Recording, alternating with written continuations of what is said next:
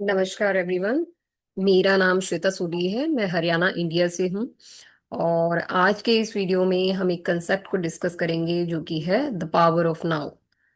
वर्तमान यानी कि प्रेजेंट में रहने की जो शक्ति है हम उसके बारे में समझेंगे। ये एक बुक एकार्ट टोल उनकी टीचिंग पर आधारित है। अब हम इस कंसेप्ट को अच्छे से समझते हैं। तो सबसे पहले, living in the present moment, इसका क्या मतलब है? आपकी प्रेजेंट मोमेंट में रहने का क्या मतलब है?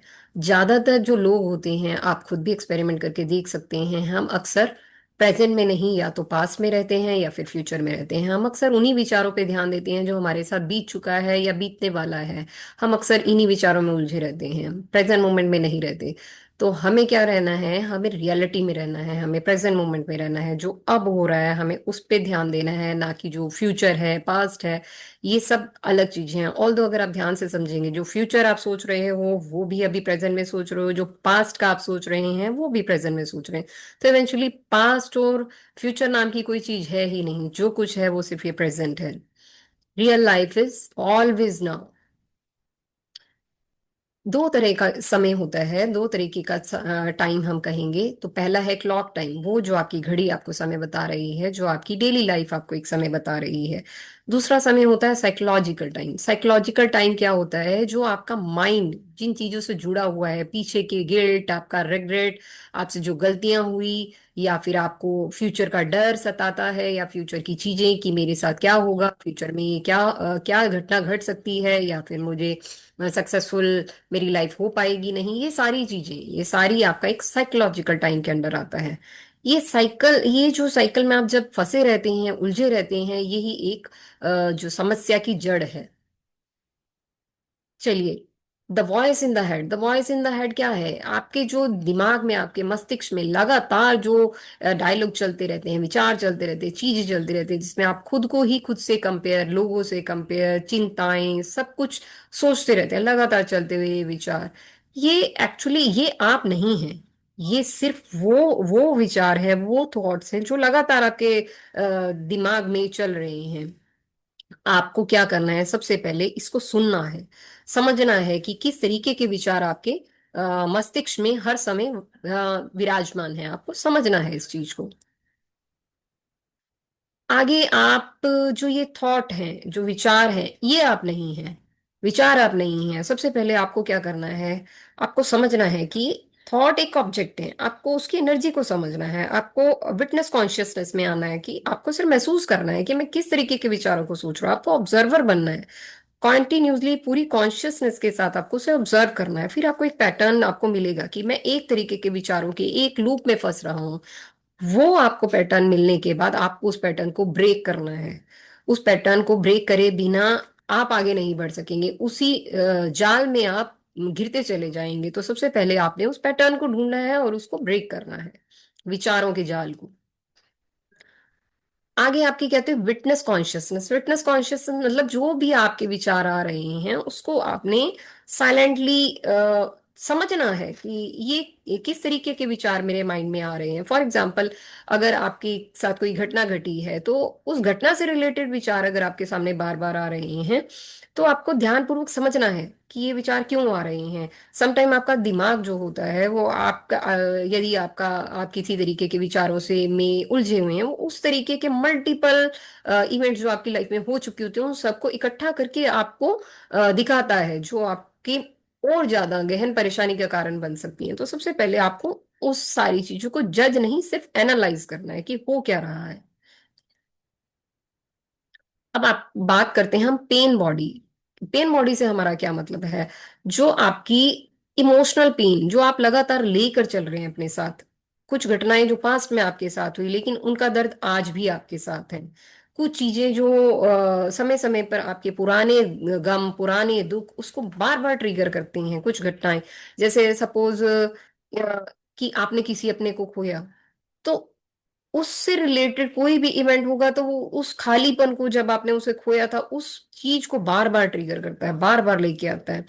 और आपको वो खालीपन का एहसास कराता है कि अब आपके पास वो इंसान नहीं है। ये पेन किसी भी टाइप की हो सकती है, कोई आपका ब्रेकअप हुआ है या कुछ भी आपके साथ कोई भी हादसा, कोई भी घटना घटी है, तो अगर उससे रिलेटेड कोई भी इवेंट होती है या कोई भी इवेंट जो आपको उस समय की याद दिलाती है, तो आप उसी तरीके के माहौल में लगातार बने रहते हैं। आप उससे निकल नहीं पाते, ये वो पास्ट आपकी प्रेजेंट लाइफ पे भी हावी हो जाता है।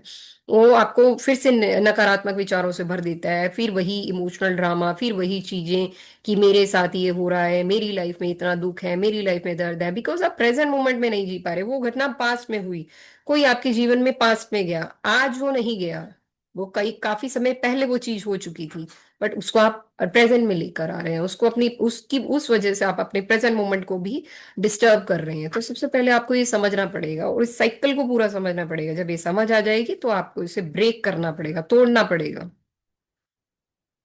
नेक्स्ट, सफरिंग एंड रेजिस्टेंस, ये बड़ा इंपॉर्टेंट चीज है। सफरिंग क्या है? सफरिंग सिर्फ आपकी उस सिचुएशन के कारण नहीं होती, सफरिंग होती है क्योंकि आप उसको एक्सेप्टेंस नहीं दे रहे। फॉर एग्जाम्पल, फिर से हम सबसे जो मेन हमें अक्सर दुख होता है अपने किसी के खोने का होता है। तो आपने किसी को खोया, आपने उस दुख को फील किया, बट आप उस चीज को एक्सेप्ट नहीं कर रहे हैं, आप उस खालीपन को, मतलब उसे उसको ऐसा कह रहे हैं ये नहीं हो सकता या ये नहीं होना चाहिए था, आप उसको रेजिस्ट कर रहे हैं, उसको एक्सेप्टेंस देने की बजाय रेजिस्ट कर रहे हैं। तो वो जो दुख है, वो जो प्रॉब्लम है, वो आपकी और बढ़ेगी। तो फर्स्ट ऑफ ऑल, ये आपको उसे एक्सेप्टेंस देना है। आपको ऐसा नहीं है कि आप उसे सिरे से नकार सकते हैं। जो जो चीज है, जो वास्तविकता है, आपको उसको एक्सेप्टेंस देनी पड़ेगी।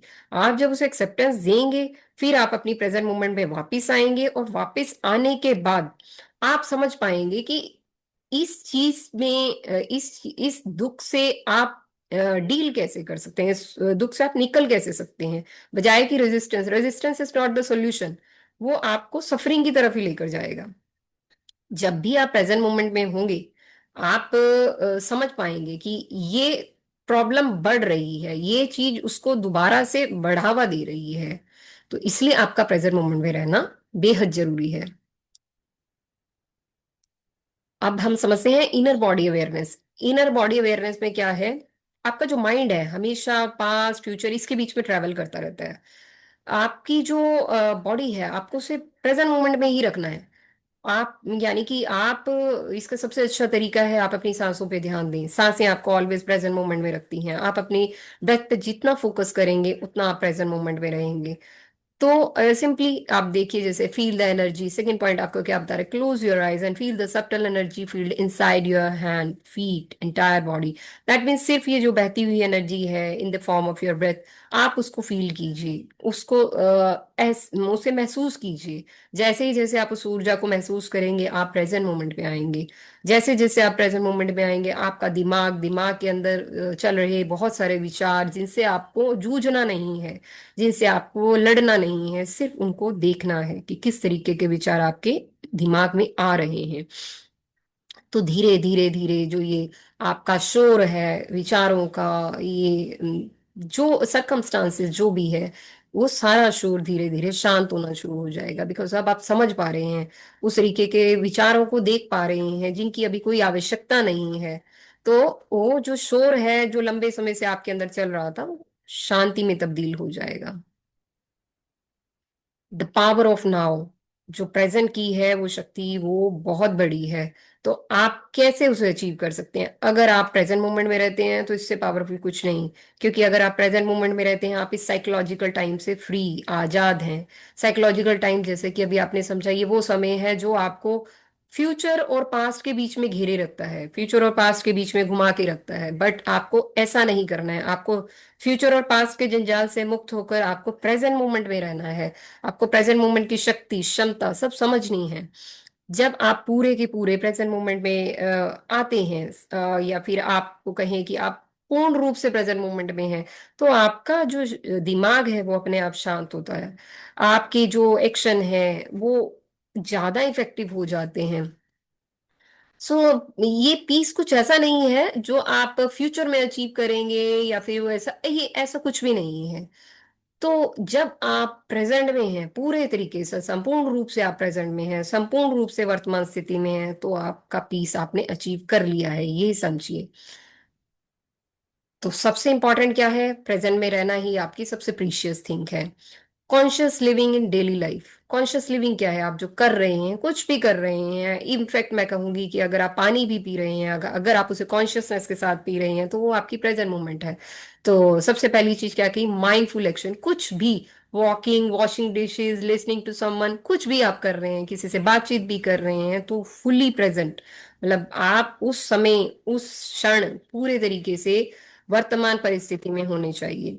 क्वालिटी ओवर क्वांटिटी, ये समय, ये पॉइंट हमें क्या कहता है, quality of consciousness you bring to an action is more important than external situation or action itself। जो भी आपके बाहरी जो भी सिचुएशन है, कुछ भी है, उससे ऊपर आपकी क्वालिटी ऑफ कॉन्शियसनेस है, कि आपकी जागरूकता किस लेवल की है। वो जागरूकता बहुत महत्व रखती है। जितनी ज्यादा आपकी जागरूकता, मतलब आपकी जो जागरूकता का लेवल जितना ज्यादा हाई होगा, उतना ही ज्यादा आप एक्सटर्नल सिचुएशन के साथ, मतलब कार्यरत हो पाएंगे, एक्सटर्नल सिचुएशन को समझ पाएंगे, उसके अकॉर्डिंग एक्शन ले पाएंगे। Integrated spirituality. स्पिरिचुअलिटी आपका ये नहीं है कि आपको अपनी रोजमर्रा की जिंदगी से कुछ अलग हो जाना है, नहीं। इनफैक्ट स्पिरिचुअलिटी है क्या, कि आपको आपकी रोजमर्रा की जिंदगी में प्रेजेंट रहना है, वहां पर उस हर चीज को समझना है, जो भी हो रहा है प्रेजेंट मोमेंट में अपना हर क्षण व्यतीत करना है। ये ही आपकी स्पिरिचुअलिटी है। ये ट्रू स्पिरिचुअलिटी यही है कि आप हर क्षण जी रहे हैं, हर मोमेंट आप जी रहे हैं, अवेयरनेस के साथ जी रहे हैं। Ego and identity. Ego, ego actually है क्या, ईगो का हम साधारण शब्दों में समझें तो फॉल्स सेल्फ। अक्सर हम सोचते हैं, जैसे फॉर एग्जांपल मैंने इंजीनियरिंग की, तो मैं समझूं कि श्वेता सूरी इंजीनियर है, श्वेता सूरी एक वुमेन है, श्वेता सूरी एक वाइफ है, श्वेता सूरी मदर है। ये सब क्या है, ये सब आइडेंटिटी है जो मैंने अपने साथ रखी हुई है, कि मैं ये हूँ, मैं इंजीनियर हूँ, या मैं असिस्टेंट प्रोफेसर थी, या मैं कोऑर्डिनेटर थी। ये सारी है जो हम अपने लिए यूज कर रहे हैं, हमारे रोल्स, जो जो रोल मैंने अदा किए हैं वो सब। एक्चुअल में ये क्या है, आप हो क्या, एक्चुअल में आपका ट्रू सेल्फ है क्या। ट्रू सेल्फ है आप जो प्रेजेंट मोमेंट में हो। अगर हम ट्रू सेल्फ की बात करें, तो ट्रू सेल्फ बेसिकली है क्या, आपकी आत्मा, आपकी जो कॉन्शियसनेस है, वो वो आपका ट्रू सेल्फ है। वही आपका वर्तमान स्थिति है। ये जो है, अगर हम इसकी बात करें, अगर मैंने अपना ही एग्जांपल लिया, श्वेता बीइंग अ वुमेन, या फिर अगर मैं राइट नाउ, अगर मैं आपको कुछ बोल रही हूँ, ये सारी चीजें अलग हैं। ये सारी चीजें सिर्फ मेरी आइडेंटिटी हैं, जो कभी किसी किसी क्षण जरूरी भी होती हैं। आइडेंटिटी के जरिए ही आप अपने विचारों को भी रख पाते हैं, जरूरी है। बट ये आपकी लाइफ नहीं है। बट ट्रू सेल्फ आपका क्या है, प्रेजेंस, यानी कि आपकी कॉन्शियसनेस, वो आपका ट्रू सेल्फ। नेक्स्ट हम समझते हैं इस सच्चाई के बारे में। तो सिंपल ट्रूथ है क्या, कंक्लूजन है क्या इस चीज को, आपको आपकी शांति के लिए कुछ भी एक्सटर्नली ऐड करने की जरूरत नहीं है।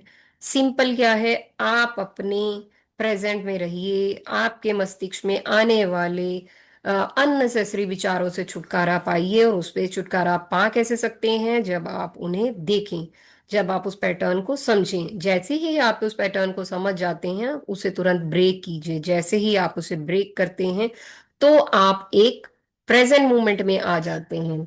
तो यानी कि पीस, शांति के लिए आपको अपने जीवन को चेंज करने की जरूरत नहीं है। शांति का सिंपल मतलब है कि आप प्रेजेंट मोमेंट में रहिए। धन्यवाद। तो यही आज की मेरी शेयरिंग थी, कि हमें प्रेजेंट मोमेंट में रहना है, अपने मस्तिष्क में आते हुए बहुत सारे विचारों की गिरफ्त का शिकार नहीं बनना है। प्रेजेंट में रहते हुए ही हमें अपने सारे निर्णय लेने हैं, पैटर्न्स को ब्रेक करना है, जिनकी वजह से हम एक जाल का शिकार होते जा रहे हैं। सो इन्हीं विचारों के साथ मैं अपनी आवाज को विराम देती हूँ। धन्यवाद। अगले किसी सेशन में फिर से मिलते हैं। धन्यवाद।